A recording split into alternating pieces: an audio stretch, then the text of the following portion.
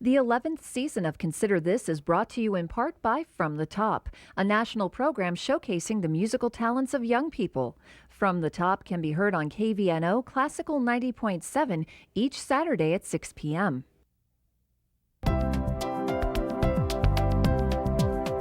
Consider This, a program of issues and information behind today's news.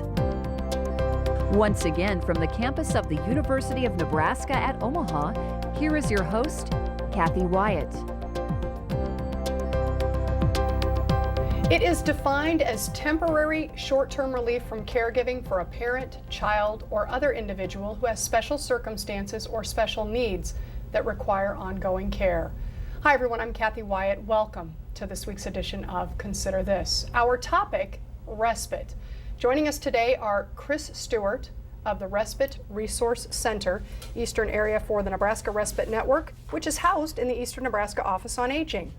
Former State Senator Dennis Byers, Joni Thomas of the Nebraska Department of Health and Human Services, and Karen Berna, a family caregiver. She recently lost her mother. Thank you all so much for joining us. Welcome. Thank you. Delighted to be here. Chris, we're going to go ahead and start with you. We mentioned special circumstances or special needs. What are some examples of that? Well, the definition you gave for respite is purposefully broad because we certainly don't want to exclude any family caring for a loved one with special needs. And we consider special needs any condition, long-term chronic condition of a person of any age that's either physical or behavioral that requires specialized care by their family members to allow them to live safely in the home. Circumstances where a family may want to look into respite are when the family no longer feels comfortable leaving their loved one alone. Perhaps that loved one needs assistance with tasks, like, for example, making a meal. Or perhaps due to the person's condition, they've become very isolated because it's difficult for them to get out of the home. And they might want a provider to come in to act as a companion. Or perhaps it's a safety issue. They just don't feel comfortable leaving their loved one alone.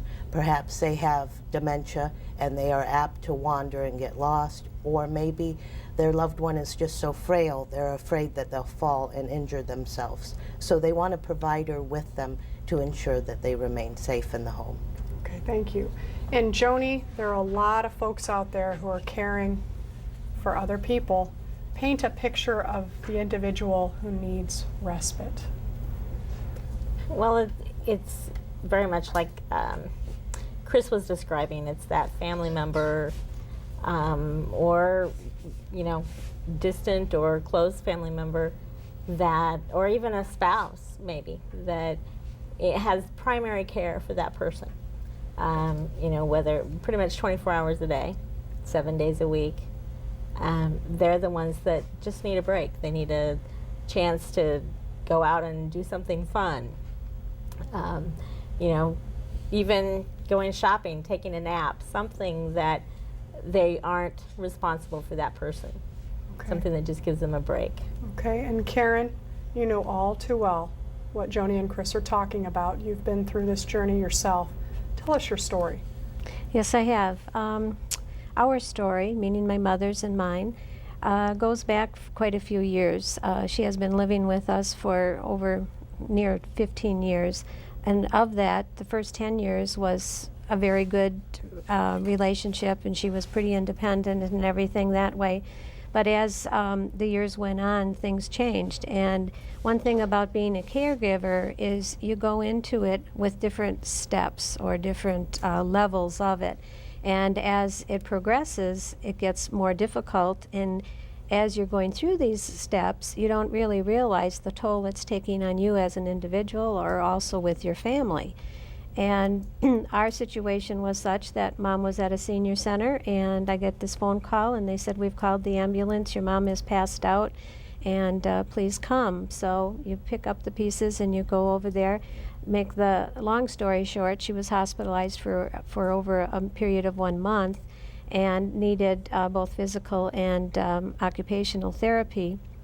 And so that was like the first step of my caregiving. And one of the things I'd like to stress is that I think our country has a lot to learn when it comes to caregiving for the elderly, as well as taking care of our families. And there's many other countries and many other ethnic groups that do this wholeheartedly, and they don't think twice about it. The other thing is that it's almost like having a baby. I mean, when you first start out, everything is new, and it's a steady process of learning and going and trying to come up with solutions and find ways of making things tolerable for everyone. I do want to say that even though it's one of the hardest jobs I've ever had to do in my life, it's also the most rewarding, and there have been many positive and many good things that have come out of it. But as my mother's health issues changed, you begin to realize that there's a lot of psychological effects on the family as well as the caregiver. There's also the financial aspect of it. I wasn't working at the time, which was okay, but it put us in a very financial burden in that respect. It also is hard both mentally as well as physically for yourself, because you don't take the time to do the things for yourself that you should be doing. And some people are better caregivers and more, should I say, givers as far as giving of themselves than other people are. And so those that give a lot have to really watch and to protect themselves, because it can get to be very overwhelming, sometimes to the point that once you're into it and you can remove yourself and step back, which is why respite is so important, because of the fact it gives you that opportunity to rest and look at things more objectively, and then you can become more creative and find ways that you can help yourself as well as your family and, of course, the patient himself. One of the problems that we ran into was the fact that I, as a caregiver, ended up becoming a patient. And it was very sudden. It was very unexpected. I can relate to Mother's Day this year because I knew or suspected that this was my mother's last Mother's Day. And because you don't have the financial things to do some of the, take some of the opportunities that you would like to, you find creative ways of making it special. So that was the last shower I gave my mother, was on Mother's Day. And I also thought, what better way to make her feel better about herself than to pamper her like every woman likes. And so you go and lotion your arms and your legs, and you do the hairdo and put a little makeup on and just feel really good about yourself. And that evening, it all backfired on me because I tossed and turned all night long and I just wasn't feeling good, and I thought, what the heck is going on? Monday morning came. I went from my doctor's office for testing for a CAT scan and directly into admissions to the hospital, and there was no stopping in between or anything. Thank goodness I got a hold of Chris and called her, and within a half hour, Chris had already had a plan of action in place and basically communicated with my husband and I through cell phone, and this is what I think we can do. We can have an agency come in and help us and go from there. And luckily, I have a wonderful daughter-in-law who would pitch in and help in between, but if someone didn't have that, they would be totally lost. And so between Chris and this agency and also my daughter-in-law and other family members, we were able to get through my hospitalization stay. But once I came home, I still was in that patient role, and it was very, very difficult for me to not want to jump into that caregiver's role and stay as a patient. And all the doctors have warned me, the surgeons warned me, you basically have to take care of yourself because you won't do your mother any good at all if you don't take care of you. So those 2 weeks were very trying for me, and Chris was there calling, asking if there was anything we can do, and I also during that time frame had to get respite involved because my mother did deteriorate quite quickly, and it ended up that we had hospice for all of 2 weeks, and then Mom passed on. But without that networking and everything, I don't know where our family would have gone with this at all. Because I do have siblings, but they're all out of state and everything, and you're just kind of stuck in this. And so without the networking, whether it would be respite or the volunteers or bath aides and everyone that came in to pitch in and help, it was a very remarkable experience to think that people would do this for you. And the interesting thing is that they made us feel very comfortable. My mom, had strange people coming and going, and she's on her deathbed and everything, and yet everyone just felt very warm and comfortable, and that this is the way this was supposed to play out. Well, and Senator Byers, I was going to ask you, why did you become so involved in this particular arena, but hearing Karen's story, it's pretty easy to understand how someone can get so caught up in all of this. You stood behind the families in the legislature. You're very passionate about this topic, obviously. Tell us what drives you in all of this. Thank you, Kathy, and thank you for exposing the citizens of Nebraska to lifespan respite. It is so important for our state, and we need not only to support what we have, but to grow the services that we're already providing. As I listened to Karen, I remember a speech that I gave on the floor of the legislature. I'd read in the paper the morning that we were presenting our legislation to create the Lifespan Respite Act. And I read on the front page of the paper about an attorney in Lincoln who had been arrested for the third or the fourth time for DUI and had just been sentenced. The judge had sentenced him to house arrest. He had told him, you can't go out of your house. This is your punishment. And I'm standing there telling my colleagues about all the family members like Karen who placed themselves under house arrest because they love somebody. Those are the incredible stories that moved me from the very beginning as a coalition of Chris and many other healthcare providers across the state came to me and said, Senator, we have an idea. Will you help us? We think we can do legislation in Nebraska because caregivers need a break. And it's not only the passionate, compassionate thing, the sensitive thing to do to help families stay in their own home. It is such a huge economical issue of preventing individuals from being placed out of home. And the stories then that they exposed me to, the families that they brought to my office that sat down with me, and I heard the personal stories, whether it be the individuals like Karen who but with her spouse were able to take care of her mother. I had one individual, he and his wife, who had a young child who was in a chair, was non-ambulatory, non-verbal, had tubes, and they were at risk of losing their love for each other because of the pressures that were involved in taking care of that child and never getting a break. Mm-hmm. And the individual who was caring for his wife who had Alzheimer's, and he sat there and he told me, Senator, I can't even go to church on Sunday morning. Going out for dinner or going to the Dairy Queen to get a snack is out of the question. I can't do my own grocery shopping because I have to be there to take care of my wife. I don't want to put her in an institutionalized setting. Mm-hmm. I don't want to do it. And the mom like Karen, who had a daughter who was in a wheelchair, nonverbal, all of non-ambulatory, and she also had a mother who was living with her who did not have a spouse and who was in the early stages of Alzheimer's, had two family members. And these stories kept coming to me over and over. And if you can't get passionate about helping caregivers get a break, you just aren't sensitive to making public policy that really affects the citizens of the state. And my colleagues stepped up to the plate.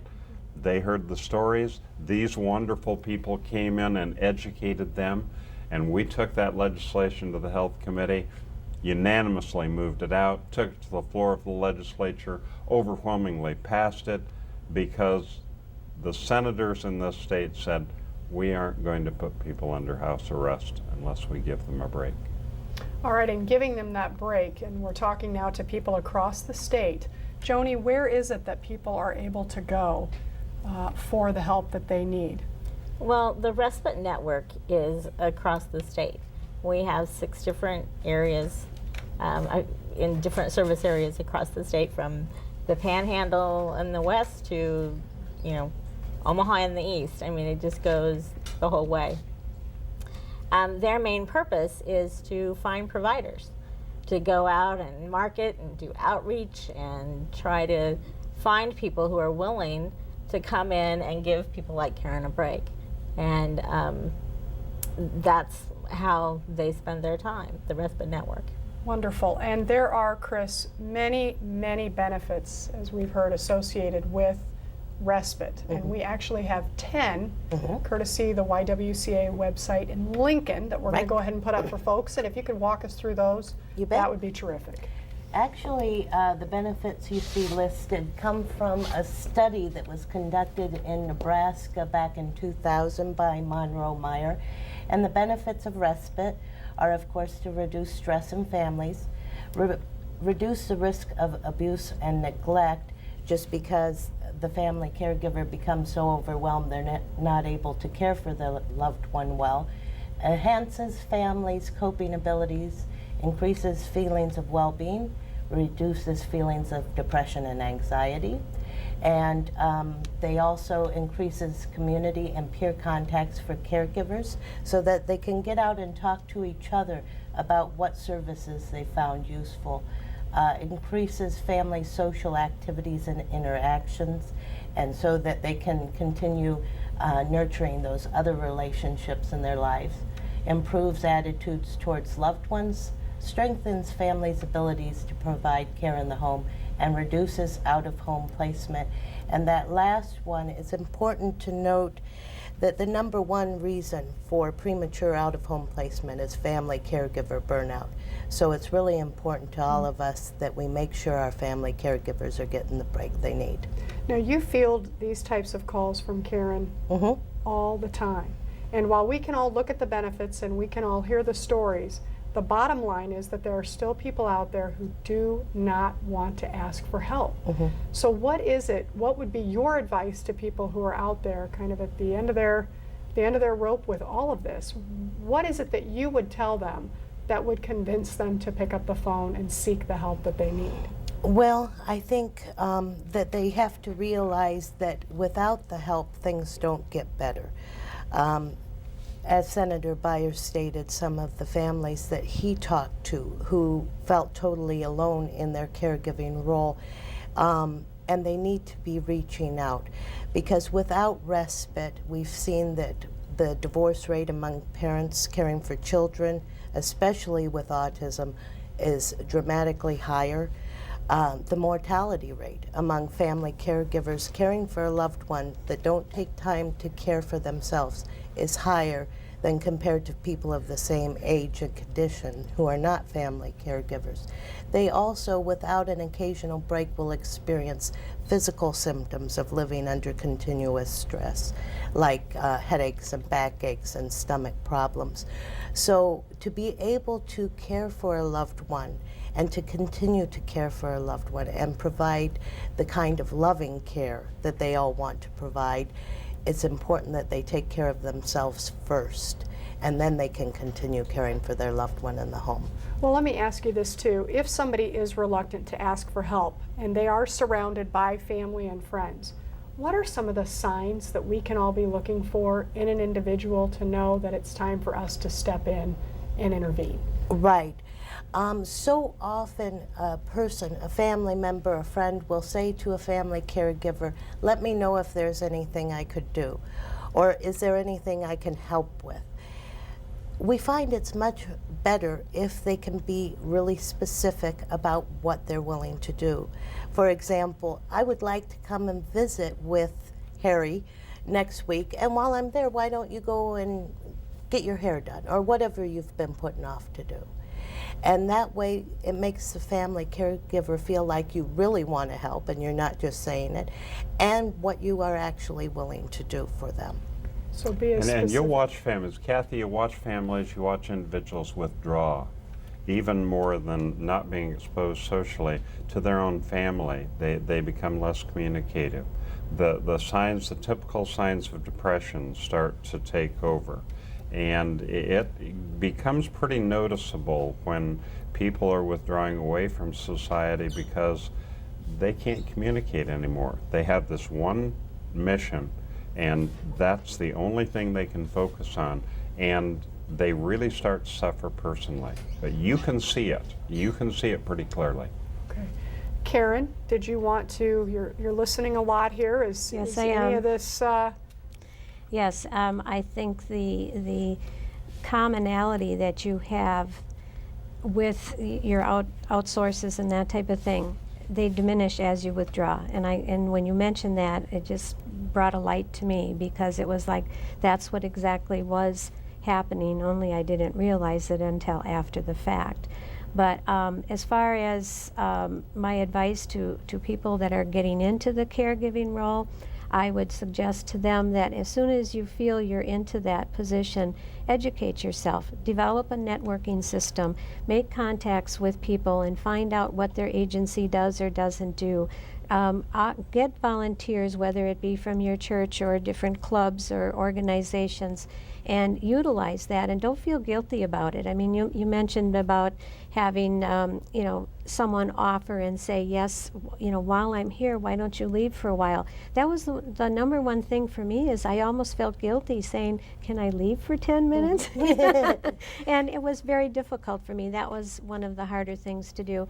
In addition to educating yourself, I would say that feel free to remove that guilt off of you. Don't sit here and feel that you have to be this superwoman or this super person, because no one is looking at you in that way but yourself. And you have to break down that wall that you build up around yourself and just say that it's okay to put my feet up for a half hour or go for a walk or do something for me and not feel guilty about it.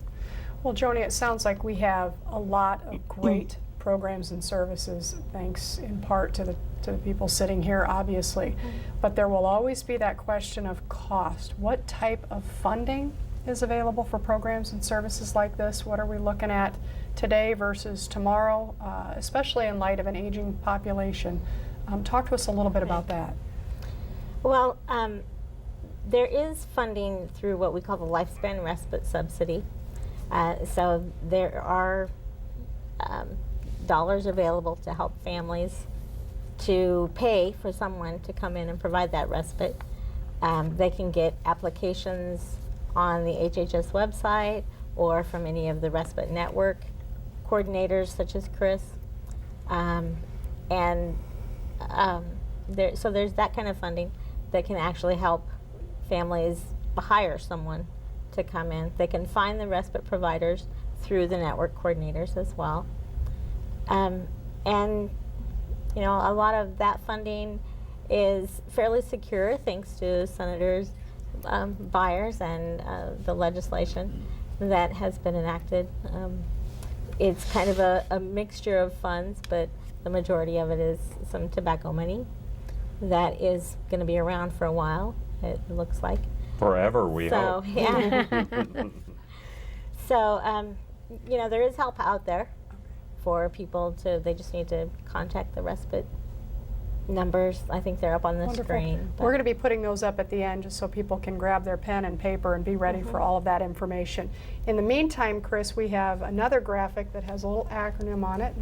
We're spelling out respite, and That's you right. have some steps that folks can And I want to actually interject for a take. minute, though, Sure. before we go, because we Sure. talk about money, and of course, I authored the bill and did the first appropriation bill, but Right. we've been very blessed to also have governors who have been very, very supportive of us, and Governor Heineman has continued to give his support to our Lifespan Respite Network, and we will be working with the governor again this year to try to get just a small increase in funding. I mean, tiny dollars compared to some of the programs. So we want to say thank you very much to the governors who have been supportive of us, Nelson, Johans, Heineman.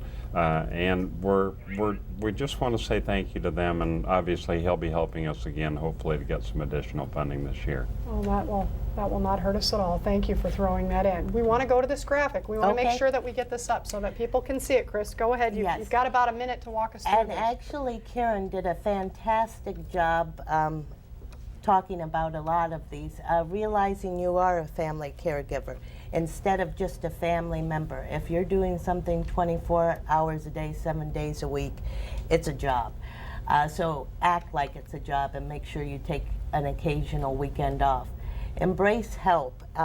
We've talked about this. Start asking questions early about services that are available, and then prepare and build a network of individuals, family members, agencies, organizations that you use when it's not a crisis and that you know that you can trust, so that when a crisis does occur, you'll be able to call upon them. Involve others in the care and take time for yourself. And please educate others, like Karen has done such a fantastic job, letting people know what it's like to be a family caregiver. We appreciate the fact that you shared that story. That will help Thank you. more people than you know. And we finally have some more graphics here with information that folks can reference if they would like some help. And if we want to put those up in just a second here.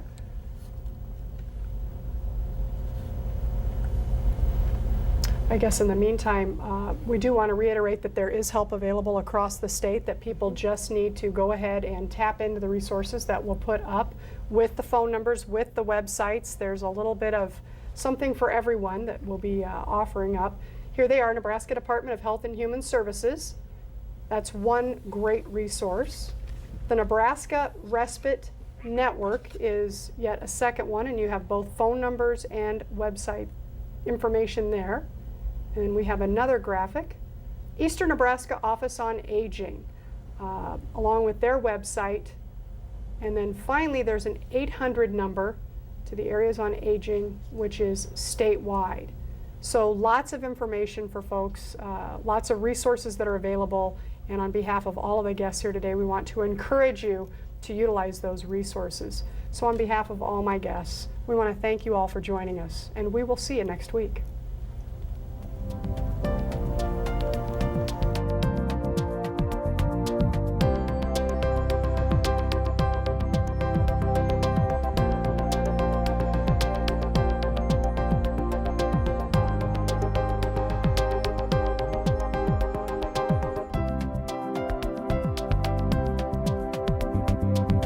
Consider This is an issues and information program produced by UNO Television.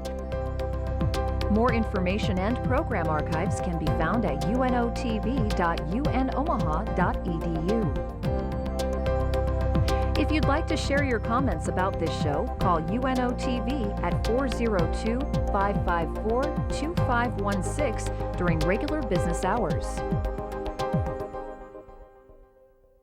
The 11th season of Consider This is brought to you in part by From the Top, a national program showcasing the musical talents of young people. From the Top can be heard on KVNO Classical 90.7 each Saturday at 6 p.m.